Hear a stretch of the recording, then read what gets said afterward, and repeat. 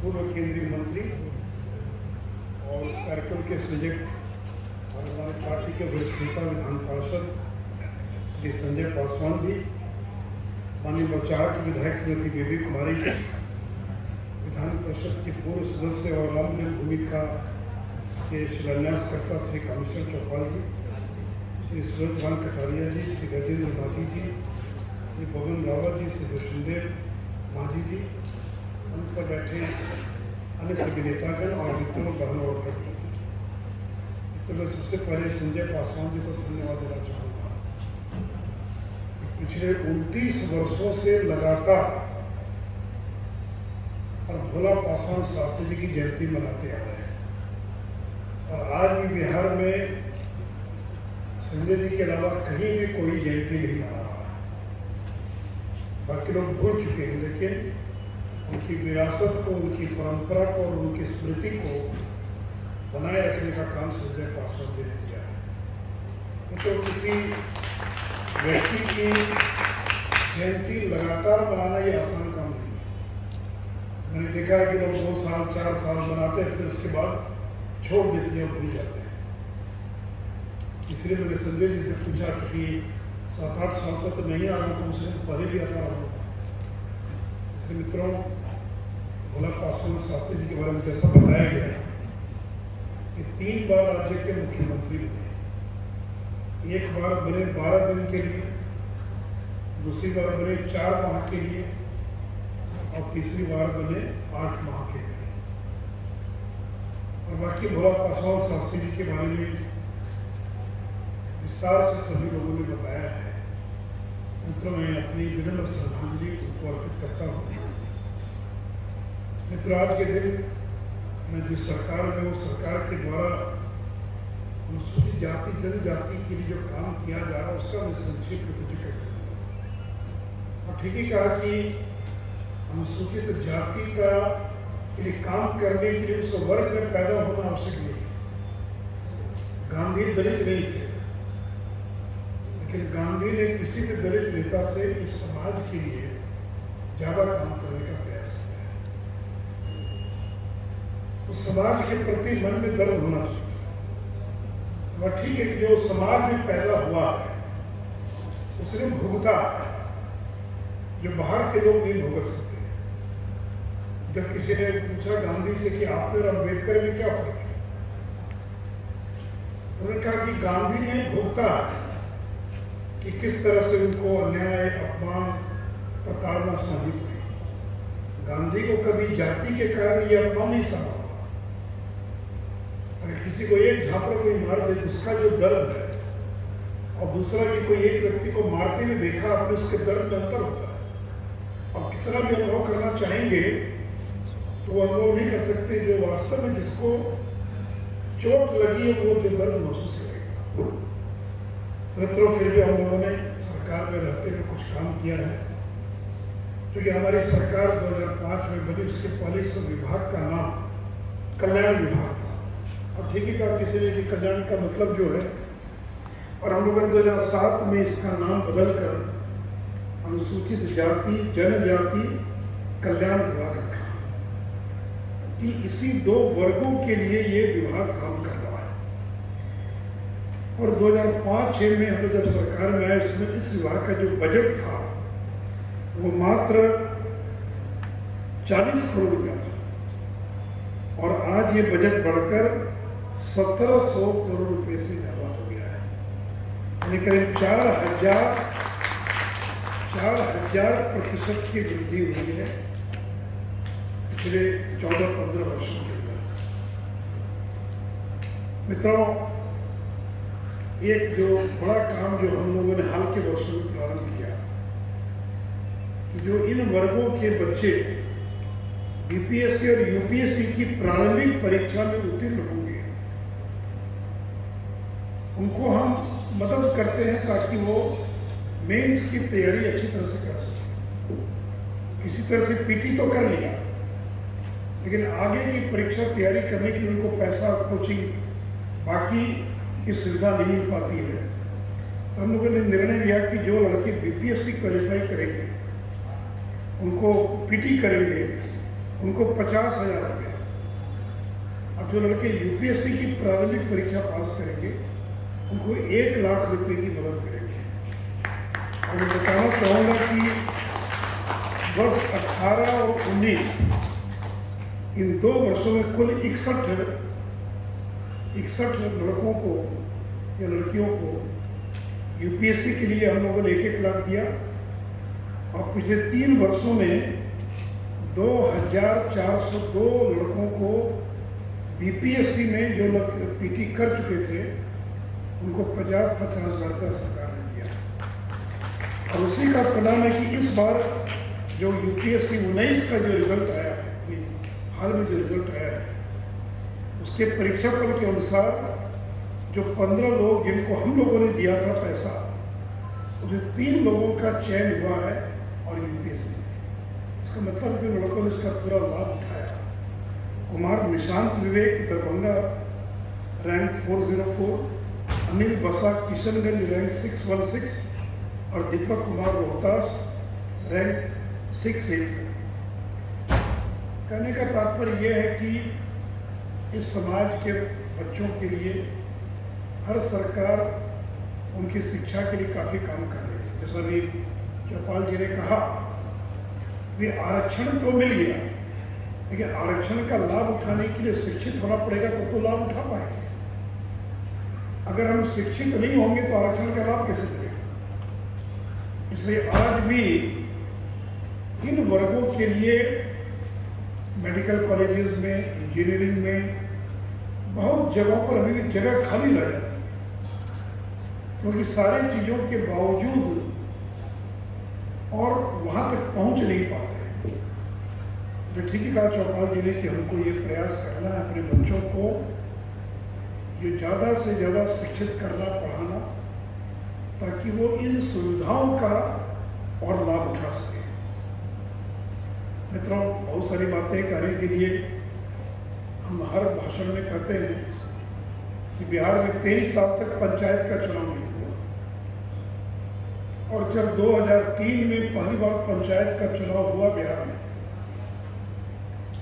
तो अनुसूचित जाति जनजाति को बिना आरक्षण दिए चुनाव करा दिया गया, जबकि संविधान में प्रावधान है कि आबादी के अनुपात में मुखिया, प्रमुख, जिला परिषद के मेंबर के लिए और आरक्षण का प्रावधान है। बिहार देश का अकेला राज्य था जहां बिना आरक्षण दिए चुनाव करा दिया गया। जब 2005 में हम लोग सरकार में आए और जब पहला चुनाव हम लोगों ने कराया, इसका 3 चुनाव हो चुके हैं, हम लोगों ने 17% का आरक्षण दिया। और आज उसका परिणाम है कि कम से कम और 2,500 2,500 जो मुखिया हैं वो आज इन वर्गों से चुनाव जीत कर आए हैं। जिला परिषद के चेयरमैन हैं, वार्ड मेंबर हैं, बाकी हैं। तो इसीलिए इसका बेहतर इस्तेमाल और कैसे किया जाए। अब मित्रों, मैं 2-3 बातें और कहना चाहूँगा। भारतीय जनता पार्टी का ये स्पष्ट मत है। कुछ लोग ये भ्रम पैदा करते रहते हैं हमेशा, ये बीजेपी वाले आएंगे तो आरक्षण खत्म कर देंगे, आरक्षण खत्म कर देंगे। अभी कामेश्वर चौपाल और संजय पासवान और कटारिया जी के रहते हुए कोई आरक्षण खत्म कर सकता है? देखिए, कोई राजनीतिक दल की हिम्मत नहीं है वो आरक्षण को खत्म कर सके। और मैं तो ये कहता हूं कि जब तक अभी भी बिहार के अंदर जनरल सीट से एक भी व्यक्ति चुनाव जीत कर नहीं आया। संजय पासवान जी आए थे मेरे पास और कहे कि मैं रिजर्व सीट पर नहीं, मैं जनरल सीट पर चुनाव लड़ना चाहता हूं। पार्टी तैयार नहीं हुई, क्योंकि लगता है कि भाई रिजर्व से लड़ेंगे तो जरूर जीत जाएंगे, लेकिन जनरल से लड़ेंगे। आज भी विधान परिषद में कितने दलित, 75 संख्या है, 4 होंगे या 5 होंगे। अनुसूचित जाति से आने वाले लोगों की संख्या केवल 5 है, जबकि 75 में होना चाहिए था कितना, कम से कम अगर आरक्षण होता तो 15-20 होना चाहिए था। और आज अगर आरक्षण लोकसभा विधानसभा में खत्म कर दिया जाए मुझे नहीं लगता कि 2-4 से ज़्यादा लोग चुनाव जीत कर आ पाएंगे। तो जब तक समाज में यह विभेद है, जब तक समाज में गैर बराबरी है, और जब तक अनुसूचित जाति जनजाति के लोग अपने बलबूते चुनाव जीत कर नहीं आ पाते हैं, तब तक ये आरक्षण जारी रहेगा, भले वो 50 साल हो कि 100 साल हो। ये दायित्व हमारा, ये इस समाज का दायित्व नहीं है, ये हमारा दायित्व है कि दबे कुचले लोगों से कहे कि हाँ उठ जाइए। अरे वो तो इतना दबा कुचला वंचित है, वो अपने से कैसे उठेगा? उसको उठाने के लिए तो कोई बाहर की शक्ति चाहिए ना, बाहर के लोग चाहिए ना। इसलिए मित्रों, आरक्षण के बारे में साफ साफ रहे। और दूसरी बात कि भारतीय जनता पार्टी का यह स्पष्ट मत है कि जो क्रीमी लेयर का सिद्धांत है वह SC ST के आरक्षण पर लागू नहीं होना चाहिए, वो लागू नहीं हो सकता है। जो आज भी, अरे ये तो तब लोग लागू होता है, इतनी बड़ी संख्या में लोग चुन कर आ रहे हैं नौकरियों के अंदर, यहाँ तो खाली पड़ा हुआ है, या तो सीटें खाली पड़ी हुई हैं। तो क्रीमी लेयर का सिद्धांत तब लागू होता है जब लोग बड़ी संख्या में कॉम्पीट करके आते हैं और लगता है कि स्पर्धा इतनी बढ़ गई, तब कुछ लोगों को छोड़ो। इसलिए आज वो स्थिति नहीं है समाज की। इसलिए सुप्रीम कोर्ट ने भले ही कहा, लेकिन Bharatiya Janata party supreme court में मजबूती से लड़ रही है मुकदमा कि क्रीमी लेयर का सिद्धांत और अनुसूचित जाति जनजाति के आरक्षण पर लागू नहीं होना चाहिए। अगर लागू कर दिया तो खाली, तो सीटें खाली रह जाए। आज जब सीट खाली तो और आधी सीट में भरना मुश्किल हो जाएगा। अभी लेक्चरर की बाली हो रही थी लोक सेवा आयोग में, आप आंकड़ा उठाकर देखिए संजय जी, आधी से ज्यादा सीट खाली रह गई सारे प्रयास के बावजूद। इसलिए क्रीमी लेयर तब हो कि भाई 100 सीट और 500 लोग दावा करें, 100 सीट और कंपटीशन में 150 लोग आ रहे हैं, ठीक है, तब छांटने के लिए। लेकिन आज ये स्थिति नहीं है कि क्रीमी लेयर इन वर्गों के लिए लागू किया जाए। अभी तो एक बात मैं और अंत में कहूंगा, ऐसा विषय इस पर कितनी देर भी कहा जा सकता है। पिछले दिनों एक समाचार जब आया, अनुसूचित जाति जनजाति अत्याचार निवारण अधिनियम, इसके क्रियान्वयन के लिए एक समिति है, उसकी बैठक हुई माननीय मुख्यमंत्री की अध्यक्षता में। तो ये बात आई कि अगर SC ST का कोई व्यक्ति, अगर उसकी हत्या हो जाए, और ये ध्यान रखिए हर हत्या में वो लागू नहीं होगा, जिस पर अनुसूचित जाति जनजाति की धारा लगी है जिस मुकदमे में,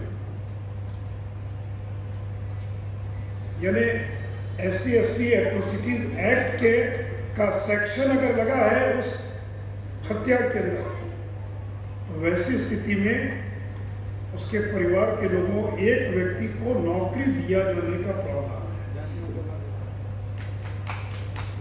ये नियम लागू नहीं था, इसको लागू करने का निर्णय लिया हम लोगों ने। अब बहुत लोग तरह तरह की बात करने लगे, बिना सोचे समझे बोलने लगे लोग कि दलित मरेगा तो उसको नौकरी मिलेगी और बाकी को नहीं मिलेगी। तो तुम भी दलित में पैदा हो जाए तो मालूम पड़ेगा कि दलित होना क्या होता है। ये भारत सरकार का कानून है कि अगर अनुसूचित जाति जनजाति अत्याचार निवारण अधिनियम की धारा के अंतर्गत अगर किसी की हत्या हो जाती है, इसलिए हत्या हुई कि दलित है, ये अनुसूचित जाति का, मारो इसको, ये अनुसूचित जाति का है और उस पर धारा लगती है, उसी स्थिति में उसके परिवार के एक व्यक्ति को नौकरी देने का प्रावधान पहले से था, जिसको कड़ाई के साथ क्रियान्वित करने का राज्य सरकार ने निर्णय लिया है। ऐसा नहीं कि कोई भी हत्या हो गई है उसको मिल जाएगा। एट्रोसिटीज एक्ट के अंतर्गत, और मित्रों मैं आपको, और मैं चाहूंगा संजय जी अपनी हर बैठक में प्रिंट करा के लोगों को बंटवाई, चूंकि जागरूकता का अभाव है। आपका अधिकार क्या है? आपका अधिकार है, कानूनी अधिकार है, और केवल बिहार में नहीं पूरे देश के अंदर है, और ये भारत सरकार का कानून है। ये कोई हमारा अलग से कानून नहीं है, ये भारत सरकार का कानून है। लेकिन लोगों को जानकारी नहीं है अपने अधिकार के बारे में। अगर SC/ST एट्रोसिटीज एक्ट के तहत अगर हत्या होती है तो नौकरी के अलावा 8,25,000 रुपया उसको क्षतिपूर्ति दिए जाने का प्रावधान है। पोस्टमार्टम अगर कंफर्म हो गया कि यहाँ पोस्टमार्टम में मृत्यु कंफर्म हो गई तो 4,12,000 रुपया। चार्जशीट जब फाइल होगी तो बाकी 4,12,000 रुपया। और नौकरी का तो जो मैंने जिक्र किया। बलात्कार के मामले में कोई अगर SC/ST की किसी बच्ची के साथ अगर बलात्कार होता है तो उसके लिए जो प्रावधान है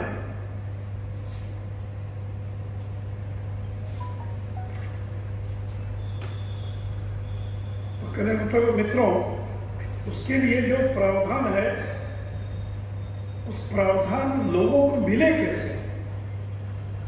यानी अनुसूचित जाति जनजाति अत्याचार निवारण अधिनियम नरेंद्र मोदी की सरकार आई तो 23 नई धाराओं को जोड़ा गया, उसमें और कठोर बनाया गया। अब ये कोई कहेगा कि साहब फंसा दिया जाता है, तो क्या दहेज कानून में फंसाया नहीं जाता है? चोरी डकैती के कानून में कोई किसी का नाम डालकर फंसा सकता है, डाउरी एक्ट में फंसा सकता है। इसे कानून खराब हो गया। तो इन वर्गों के लोगों को संरक्षण देने के लिए केंद्र ने कानून बनाया और नरेंद्र मोदी की सरकार ने उस कानून को और कठोर बनाने का काम किया और 23 नई धाराओं को जोड़ा। अगर कोई किसी के मुंह पर कालिख पोत देता है, बाल मुड़वा देता है, किसी जानवर पर बैठा कर बाजार में घुमा देता है, ऐसी कई तरह की धाराओं को जोड़ा गया। आपको कल्पना नहीं होगी, उत्तर प्रदेश के अंदर गुजरात में हर साल दर्जनों घटना होती है कि अनुसूचित जाति का व्यक्ति घोड़े पर बैठकर बारात लेकर निकल नहीं सकता है। मेरे मोहल्ले के सामने से निकल नहीं सकते हो, अगर निकलना है तो घोड़े से नीचे उतरना पड़ेगा, पैदल जाना पड़ेगा मेरे घर के दरवाजे से, और निकल नहीं सकते। कई बार लोगों को लगता है ये भी बढ़ा चढ़ा कर बातें कही जा रही है, लेकिन समाज के अंदर बहुत बदलाव आया है, पहले की तुलना में बहुत बदलाव आया है, लेकिन अभी और अधिक बदलाव की आवश्यकता है। इसलिए जो कानूनन अधिकार दिया गया आपको, एट्रोसिटीज एक्ट के तहत मुआवजे का जो अधिकार दिया गया है, अगर मकान तोड़ दिया गया तो नया मकान बनाकर देने का प्रावधान है, स्कॉलरशिप का प्रावधान है, बर्तन के लिए प्रावधान है, कपड़े के लिए प्रावधान है। हम लोगों ने इतना ही किया है पिछले दिनों कि एट्रोसिटीज एक्ट में जितने प्रावधान हैं, अभी तक उसकी कोई समय सीमा निर्धारित नहीं थी कि कौन से प्रावधान का लाभ कितने दिनों में मिलेगा। हम लोगों ने उसके लिए प्रावधान कर दिया है। जैसे नौकरी के बारे में जो प्रावधान किया गया है, 3 महीने के भीतर, और जिम्मेवार कौन होगा तो डीएम जिम्मेवार होगा। पहले नियम नहीं था, इसलिए हर चीज के लिए कौन पदाधिकारी जिम्मेवार होगा और कितने दिनों के भीतर उसको लाभ पहुंचा देना है, वो पूरा हम लोगों ने उसका कानून नियम बना दिया है, गजट कर दिया है। इसलिए मित्रों, मैं चाहूँगा संजय जी आगे के किसी भी कार्यक्रम में एक बुकलेट सरल भाषा में प्रिंट कराकर सभी लोगों के बीच बंटवा दीजिए, ताकि नहीं तो उसको पता ही नहीं है कि हमको कोई अधिकार है और कोई देता नहीं है। तो अगर लोगों को मालूम होगा तो खुद लेगा, और आप लोगों का काम होना चाहिए कि इन वर्गों के लोगों को हम जो सहायता राशि है वो दिलवाने का काम करें। तो इसलिए मित्रों, मुझे बड़ी खुशी है कि संजय पासवान जी लगातार कबीर की रोग संस्था के माध्यम से और बाबू जगजीवन राम की जयंती, इन लोगों के ऐसे महापुरुषों की जयंती लगातार मनाते रहते हैं। और कानसी राम का भी चित्र लगाने की हिम्मत संजय पासवान जी ने दिखाई थी, और ठीक का कटारिया भी सरदार पटेल तो बीजेपी के नहीं थे, तो कांग्रेस के थे। बाबू जगजीवन राम तो कांग्रेस के थे। तो एक समय के बाद नेता किसी पार्टी से ऊपर हो जाता है। तो बाबू जगजीवन राम हो, कांशी राम हो, या और कोई इस प्रकार के पटेल से लेकर या कोई अन्य अनुसूचित जाति के नेता हो, उनकी जयंती, उनका कार्यक्रम मनाया जाना ठीक, हमारा वैचारिक मतभेद होगा, लेकिन उन्होंने अपने तरीके से समाज के लिए काम किया है। तो वैसे लोगों को समाज में जगह मिलनी चाहिए। तो मित्रों, इन्हीं शब्दों के साथ मैं भोला पासवान शास्त्री के चरणों में अपनी सर झुकाता हुआ श्रद्धांजलि अर्पित करता हूँ। जय हिंद, जय भारत।